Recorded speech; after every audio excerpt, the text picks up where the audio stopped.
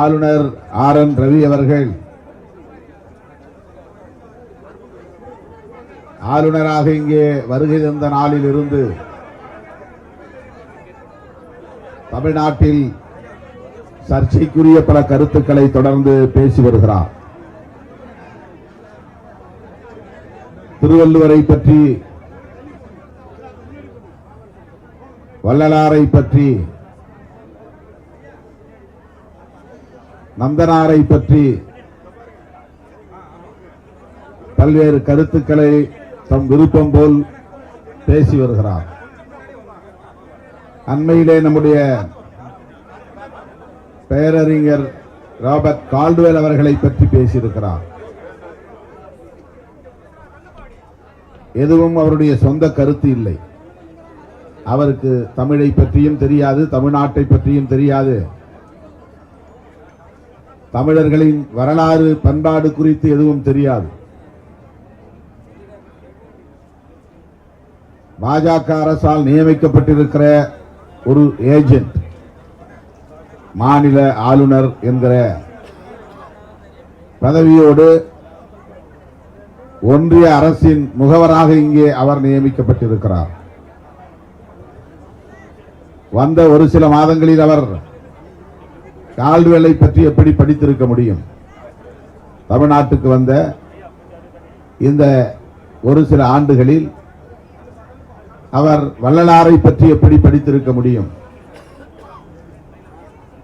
ஐயன் திருவள்ளுவனை பற்றி எப்படி படித்திருக்க முடியும்? நந்தனாரை பற்றிய வரலாறு அவருக்கு என்ன தெரியும்? அவருக்கு யாரோ எழுதி கொடுக்கிறார்கள்.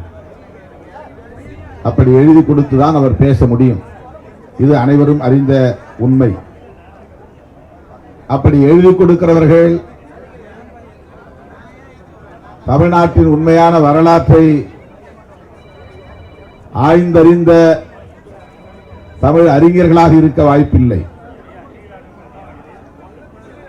மொழியில் கைதேர்ந்த வல்லுநர்களாக இருக்க வாய்ப்பில்லை. எழுதி கொடுக்கக்கூடியவர்கள் சங்கிகளாகத்தான் இருக்க வாய்ப்பு இருக்கிறது. RSS இயக்கத்தை சார்ந்த, தமிழ் அடையாளத்தை கொண்ட, சமஸ்கிருதமே உயர்ந்த மொழி என்று நம்புகிற,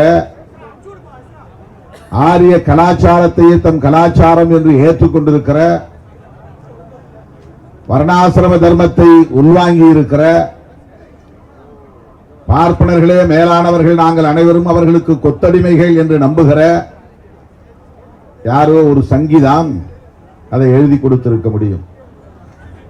எழுதி கொடுப்பதை அவர் படிக்கிறார். சட்டப்பேரவையிலே அவர் ஆளுநர் உரையை படிக்கிற போதே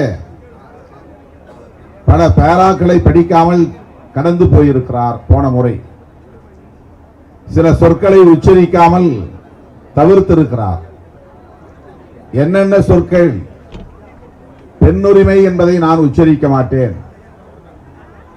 இதிலிருந்து தெரிந்து கொள்ளுங்கள் அந்த சங்கியின் உண்மையான புத்தி என்ன என்பதை. பெண்ணுரிமை என்பதை உச்சரிக்க மாட்டேன். சமூக நீதி என்கிற சொல்லை உச்சரிக்க மாட்டேன். சமத்துவம் என்பதை பேச மாட்டேன், உச்சரிக்க மாட்டேன். பெரியார், அம்பேத்கர் ஆகிய பெயர்களை உச்சரிக்க மாட்டேன்.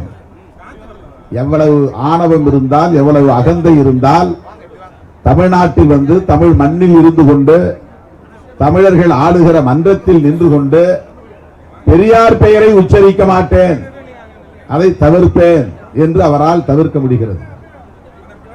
இது கடந்த முறை சட்டமன்ற கூட்டத்தொடரில் ஆளுநர் உரையில் எழுதி, அரசாங்கம் எழுதி கொடுத்த ஆளுநர் உரை. ஆளுநர் உரை என்றால் ஆளுநர் தயாரிக்கிற உரை இல்லை.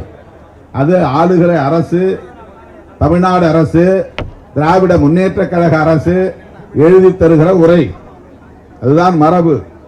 யார் ஆண்டாலும் அவர்கள் ஆளுநருக்கு உரை எழுதி தருவார்கள்.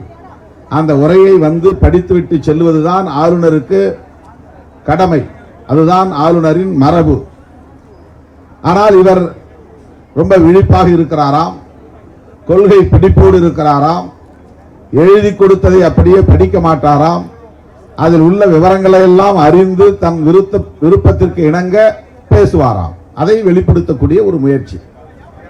ஆகவே தமிழ்நாடு அரசு தயாரித்து கொடுத்த ஆளுநர் உரையில் அவர் பல சொற்களை உச்சரிக்காமல் கடந்திருக்கிறார், பல பத்திகளை படிக்காமல் கடந்திருக்கிறார்.